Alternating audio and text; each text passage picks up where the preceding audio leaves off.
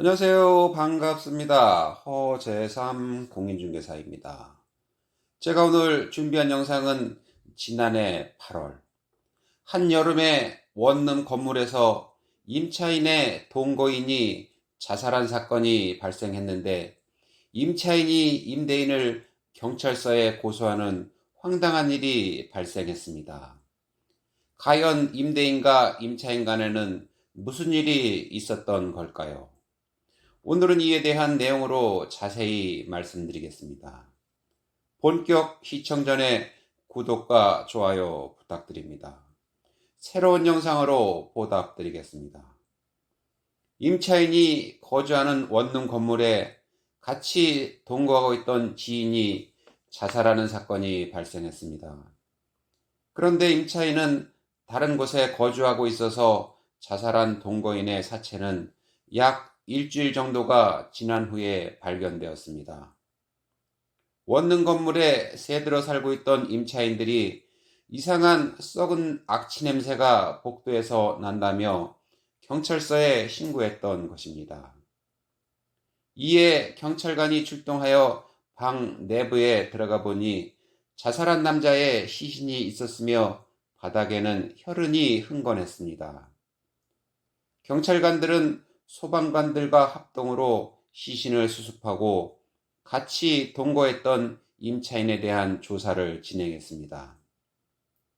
경찰서에서 조사를 마친 임차인은 고인의 유품도 정리하고 방 내부를 빨리 청소해야 하는데 어찌된 일인지 별도 조치도 하지 않은 채 방에 들어가기가 무섭다며 방 내부 물건들을 방치한 채 다른 곳으로 가버렸습니다. 문제는 한여름에 발생한 일이라 방 내부에서 발생한 혈흔에 의한 악취 냄새가 복도까지 퍼지고 있었습니다. 원룸 건물에 거주하고 있던 임차인들은 이게 무슨 냄새냐며 건물주에게 항의하기 시작했습니다. 내부를 들어가 봐야 했던 임대인은 임차인에게 수차례 전화와 문자를 시도했으나 임차인은 전혀 응답하지 않았습니다.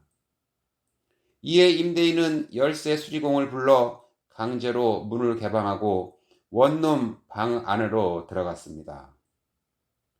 원룸 방 내부에는 자살한 임차인 동거인이 흘린 피가 바닥에 흥건했습니다. 이로 인해 피가 부패되어 사체가 썩은 냄새가 방 외부까지 퍼졌던 것입니다. 안타까운 일이지만 원룸이나 아파트, 그리고 고시원 등에서 자살하거나 고독사하는 분들이 매년 증가하고 있습니다. 이웃나라 일본은 한때 14년 연속 한 해 자살자가 3만 명을 넘었지만 지금은 자살자가 줄고 있는 추세라고 합니다. 반면 한국은 1년에 1만 4천여 명이 자살해 OECD 회원국 중 자살률 1위라는 오명 국가라고 합니다. 혼자 사망 후 늦게 발견되는 시신은 부패되고 썩는 냄새와 악취, 그리고 구더기나 쉬파리가 생기기 때문에 빨리 청소를 해줘야 합니다. 특히 기온이 높은 여름에는 겨울에 비해 시신 부패 속도도 빠르고 냄새도 고약합니다. 이런 경우 특수장비를 동원하여 청소하는 유품 정리사들이 따로 있습니다. 고인이 자살에 이용한 도구를 정리하고 주변의 피와 부유물이 묻은 이불과 옷 등을 정리해야 합니다.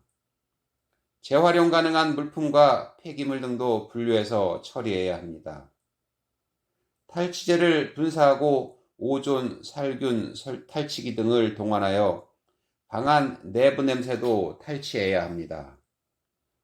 이에 임대인은 원룸 청소하는 사람에게 청소를 부탁했으나 청소하는 사람은 내부로 들어가기가 꺼림칙하다며 청소하기를 거부했습니다. 임대인은 유품 정리사를 불러 비용 150만 원을 지급하고 원룸 내부 정리와 청소를 마쳤습니다. 그 후에도 임대인은 임차인에게 계속 연락을 시도했으나 연락이 되지 않았습니다.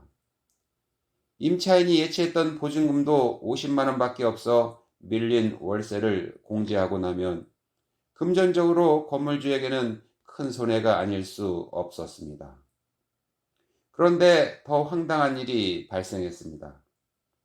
임차인은 임대인이 본인 허락 없이 방 내부에 출입했고 귀중품이 없어졌다며 주거 침입과 재물 손괴 및 절도죄로 임대인을 경찰서에 신고했던 것입니다. 임대인은 너무나 황당했지만 고소장이 접수되었기 때문에 경찰서에 출석하여 조사를 마쳤습니다.